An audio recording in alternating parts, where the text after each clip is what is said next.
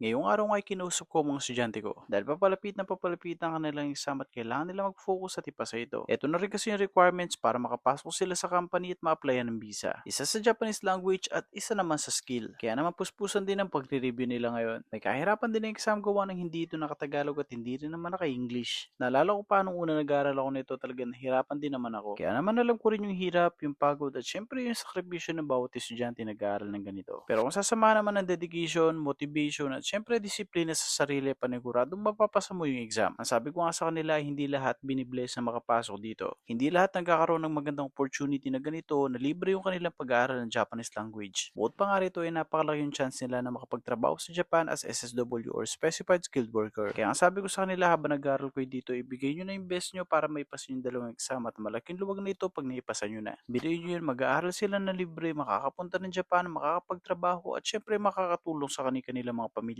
Bukod pa rito, marami yung mga bagay nilang matututunan sa Japan. Bukod nga sa makakatulong ka sa inyong mga mahal sa buhay, kahit papaano matutustusan mo rin yung sarili mo, mabibili mo yung mga bagay na gusto mo, at syempre may explore mo pa yung ganda ng Japan. Kaya nga sabi ko sa kanila, once in a lifetime lang to opportunity na to, kaya wag na nilang sayangin. Nalala ko tuloy yung laging sinasabi ng boss namin dito, na once na yung blessing nandyan na, wag mo nang hayaan at kailangan hulihin mo na siya. Mahirap kasi kapag nakawala yung blessing na hindi mo alam kung kailan ulit ito babalik. At hindi rin natin alam kung hanggang kailan meron ito. Kaya naman kapag dumating na yung blessing, kunin mo na. Iyon lang.